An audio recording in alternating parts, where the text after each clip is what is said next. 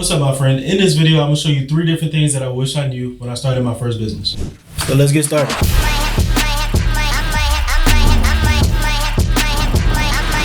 Let it drop.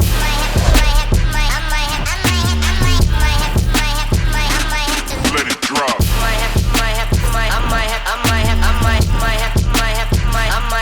Let it drop.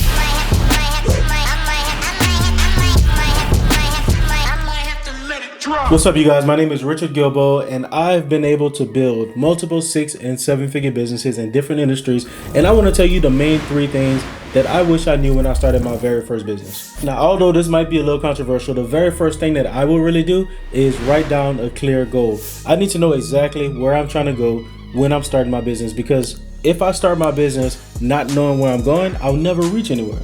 So I always equate it to like this. If you were to go and drive to a completely different state that you've never been to before, and you want to get in your car and just go, it might take you forever to get there if you ever get there, because you don't have a destination in mind. But if you put the GPS on, the GPS knows exactly where to go and the steps to take to get there, every turn and every road for you to get there, and it's going to tell you how long it takes to get there. It's going to be a lot faster to get there. So that's kind of the same thing that I use whenever I run businesses or when I start a new company. So what I want to do is start with the end in mind. So what is my end goal going to be with this business? Is it going to be to build the business up and put it in a place where I can sell it to someone else? Or do I want to keep this long term and I want to make money off it for, the next 10, 20, 30 years? Believe it or not, this really matters. Let's say, for instance, you want to start a business and you want to sell it in the future. You have to set it up a certain way right now. You cannot sell a business where you are the only one working in the business. So you have to put systems and processes in place, and you can't be the face of everything, because once your face is gone and you sell that business, there is no more business. So if you start with the end in mind, it's going to help you to be able to put together a clear path on what it is you're supposed to be doing when you're starting to grow the business. So if your goal is to keep the business for the long term, then you still need to have systems and processes in place, but you can be the face. You can be the brand of the business, but you can't do that if you're looking to sell. So I always think about that in mind at first, and then also, what's my income goal? Although money is not the most important thing, it is very important. If you never set a goal on money, you'll never reach a money goal. Although your goal and your why don't have to be the exact same thing at the beginning. Your why should be why you're doing these things, why you're reaching these goals. But your goal can be the little things that help you to get to the reason why you're doing the business. So to put that in better perspective, the reason why I want to do this business is because I want to make enough money and make enough profit to be able to start a business that I can just cater to teenage boys who don't have fathers and they need a father figure. You want to teach them entrepreneurship and help them to stay out of the streets. If that's your why, then what's your goals to help you to reach that why? Your goals could be, if I can get at least $10,000 a month, I can have them working and pay them money every single month and make sure that they stay off the streets, they're making money, they're learning entrepreneurship at the same time. So I hope that makes sense. You got to have goals, and then after you have the goals, you have to have that clear path and those steps to get there. That was super, super important, although a lot of people might feel like that's wrong. That's one of the first things I'll do. The second thing would be marketing. That's going to be the second thing that I would do, the very first 2 steps in order to get the business going and off the ground. The number 2 thing that I wish I knew when I started my first business was the emotional toil, the emotional and mental stress that I had to go through in order to start my first business. Look, entrepreneurship is not for everyone, and that's the reason why most people do not have businesses. There's a lot of different moving parts when it comes to entrepreneurship, and there's a lot of things that you actually will hold yourself back on because of your mindset. If you go into business and trying to be an entrepreneur, but you think like an employee, you'll never be successful in business, because entrepreneurs and employees should think completely different than one another. As an entrepreneur, you have certain tests that you have to figure out. You are a problem solver. As an employee, you solve the problem that the entrepreneur has figured out needs to be fixed. So it's a lot different. And that's one of the reasons why I always tell people mindset is one of the first things you work on. If your goal, because your mindset is small, is let's say $10,000 or let's say $100,000 a year. $100,000 a year might seem like it's a big goal to a lot of people who's never made that type of money before. But $100,000 will not change your life. $100 million would, or $10 million, or even $1 million. So you should change the goal to not $100,000, because that's not life changing. But $1 million a year would be definitely life changing. If you can make $80,000 per month, how would that change your life? So that's what I would set as my goal to help me to reach the why. Something big, something that's going to change my life if I actually meet it. Because if you put it in perspective like that, so let's say your goal is to make $100,000 a year. If you don't reach that goal and you fall short on it, which most people will fall short on the goal, let's say you reach 70 or 80. Okay, you made $80,000 a year. That's not really that good, but it's not really a lot of money, and it's not going to change your life for the better. Instead, if you were to set your goal for $1 million and you fell short and you reach 800,000 a year is a lot bigger goal, or 800,000 a year is a lot more money than 80,000. I would much rather fall short on $1 million goal than $100,000 goal. Now, it all comes back to the mindset, because some people might feel like, I cannot make $1 million. I don't know how to do it. I've never done it before. Nobody has made $1 million before until they've done it. But the thing is, whatever industry you're in or whatever type of business you're trying to do, someone else right now is making $1 million a month with it. So there's no way that you can't make $1 million a year. You just have to figure it out. But if you set your goal as 100,000, you'll never make it to $1 million. So set the goal to be $1 million, and then set smaller goals in order to reach that bigger goal that you're working on. And once I did that and I started to put those goals in place, then it starts to get more tricky, because now I'm not reaching my goals. I set the goal, but now I'm not reaching it. So it's emotionally, it's stressful, it's draining a lot of times. For me personally, if I don't reach my goals, I go through drastic measures. Like even this morning, I told my wife was saying, asked me if I wanted breakfast. I'm like, no, I don't deserve to eat. I don't even want to eat unless I'm reaching my goals. Some people are not like that. Some people might say I'm crazy, but that's just me. I mean, I've been able to be successful the way that I think because of the way my mindset is. But for other people, they might be like, man, I'm eating, I don't care. And that's fine. You don't have to be the exact same way that I am. But for me, it works. When I don't reach my goals, I will definitely feel a certain type of way, although most people do not reach their goals. But as an entrepreneur, you always will set a new goal and a higher level. Well, that's what you're supposed to do in entrepreneurship. If you set a goal, you reach the goal and you stay there, your business will actually decline. Your business will go down. It won't stay the same. It'll probably go down.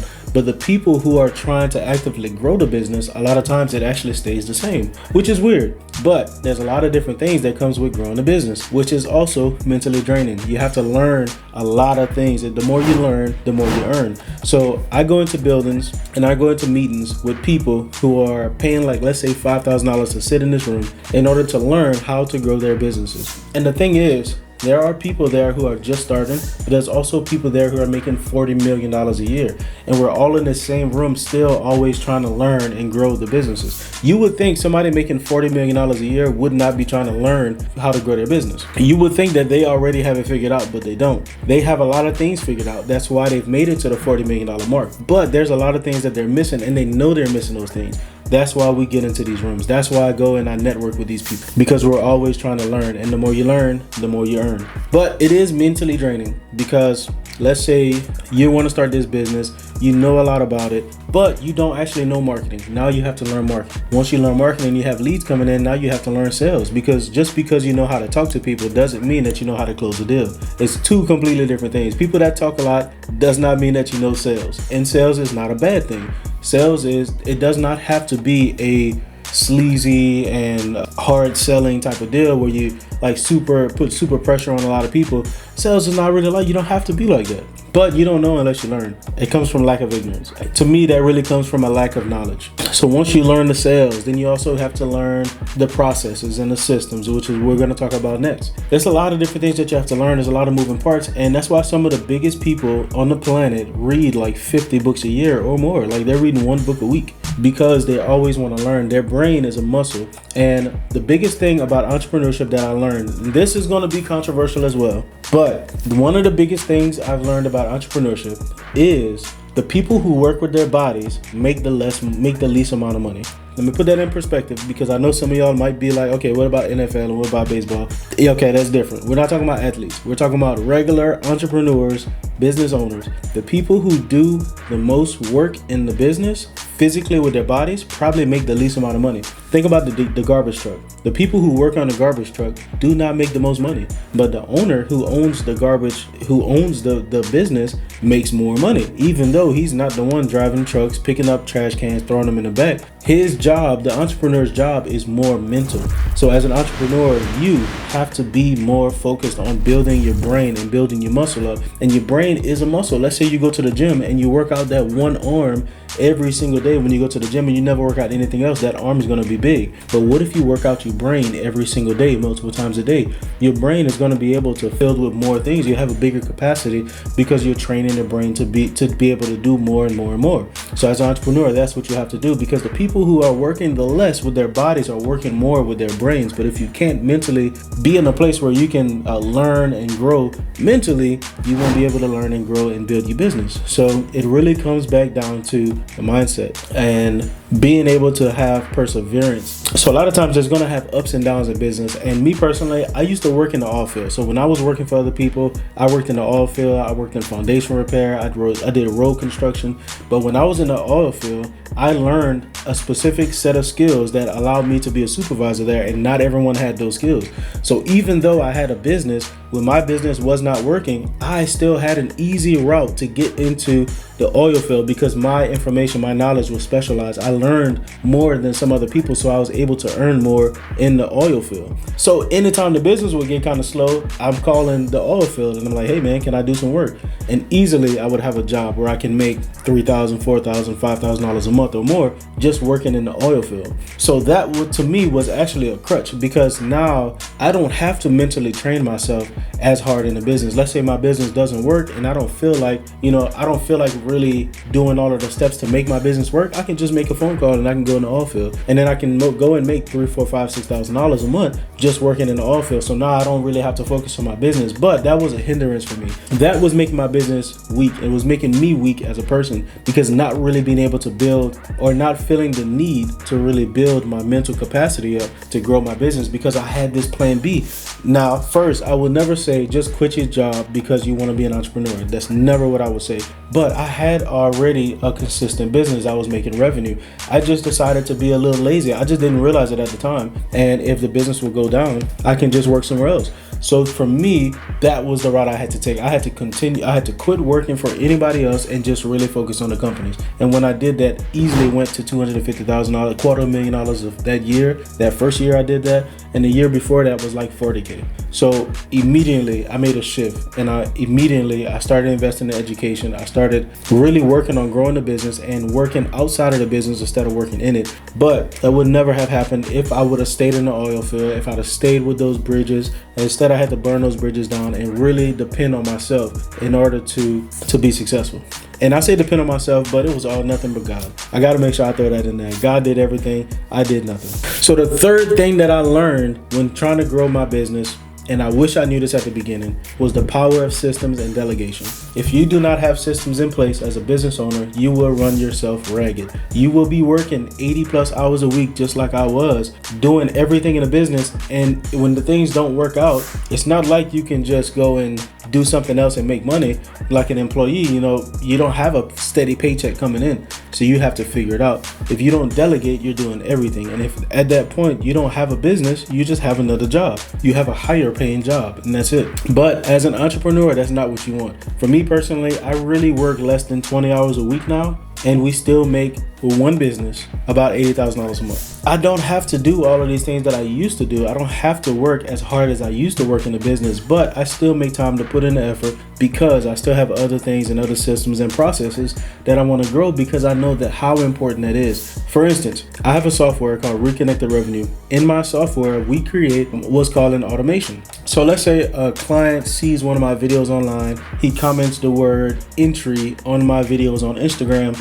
As soon as you comment the word entry, the automation is going to send you a comment and say, hey, sent you a DM. And it's also going to send that person a DM at the very same time and say, hey, you commented on my post about entrepreneurship. Are you interested in getting a course or something like that? That automation is just a computer. It's just a system, a process that I put in place. No one else has to monitor this. So at 3 o'clock in the morning, when someone's commenting on my post, it'll get a comment back, and they also get a DM, and it'll send them a link. So now I no longer have to worry about missing leads. I no longer have to worry about hiring a million different people able to manage my social media because I put systems and automations and processes in place. So it saves me money, it saves me time, and it just makes life so much easier. So systems and processes were two of the main things after you get your business started that you really want to implement. Because when you have a business, a lot of times people will not pay you when the very first time you talk to them. So you have to follow up. And if you don't have a system and you don't have a process to follow up, you will never close that many deals. Only 2% of people you talk to will buy from you on the very first call. So the other 98%, you have to talk to 5 to 12 times. How are you going to find that out? This tablet right here, you guys can see this tablet. I used to write down everything in tablets. I would get on the phone with someone, get off the phone with them, write the stuff down in the tablet. I did that for years. And then until I started realizing I don't even have the tablet that I started with in the first place. So all of the leads and all the information that I used to use, gone. It's all disappeared. But when I got a system like Reconnected Revenue, when I got this system and I put everything together, it made everything 10 times easier. Really, my company, all of my companies work on Reconnected Revenue. We have different accounts on there for each business, and each part of my team works on Reconnected Revenue, and my whole business is run on there. We do emails, text messages, phone calls, we take payments, we have websites, we have courses, we have funnels. Everything is on there, automations, everything is on there. So it makes everything so easy. Everyone just goes to one place and handles the whole entire business, and I can manage and track everything from the one software. So although I'm not promoting it to you, I'm just saying the systems and the processes make things super easy. Now my team can get more things done. Like we literally get 1,500 to 2,000 appointments every single month from people who are interested in doing business with us at some level. We would never be able to handle that if we didn't have a system in place. So if you guys are interested, I would definitely recommend you go down to the description and look for the reconnectedrevenue.com. You can go on there, you can check out some information about the software, and then you can get access to it. So another thing, I've been putting together a membership community where everyone who comes into the community gets live calls with me every single week, where we go over leadership, we go over marketing and advertising. A lot of people don't know how to get leads, so we go over how to get leads for your business. We go over automations, we go over systems, we go over team management, team building. We go over a lot of different things in the membership, and it's only $97 a month. But for the next 10 people right now, not sure if that's going to be available by the time you're seeing this video, but for the next 10 people, you can get in for $47 a month. After that, after those 10 people, those 10 spots are filled, it's going to be $97 a month. All you have to do is look in the description, find a link for the community. It's going to say the Rich Life Community, and go to the link under it. It'll take you straight to the community where you can sign up and start watching courses. Everyone who gets in the course at the $47 or the $97 gets access to 5 free courses. Don't wait, don't hesitate, get started right now. But hopefully this information has been powerful, has been impactful for you. I'm going to come through and I'm going to give you more information every single time I come on here, because I really want more people to be successful. So do me a favor, like this video, share this video with someone you think it might benefit, and then comment down below, what was your favorite part about the video? What was the thing that stuck out to you the most that you feel like you should share, or that can actually help you to be successful in your future? Now, if you do those things, that actually helps me by letting YouTube know that people like this type of content, and also lets me know that you like this type of content is beneficial for you, so I know what type of content to make more of. Now, if you have a question, a comment, some kind of concern, you have something that you want to put in the comment section, I can actually create a video just specifically for you if you tell me what it is that you want to know. So make sure you comment down below, let me know your thoughts, and let me know what you need help with. And until then, see you in the next one.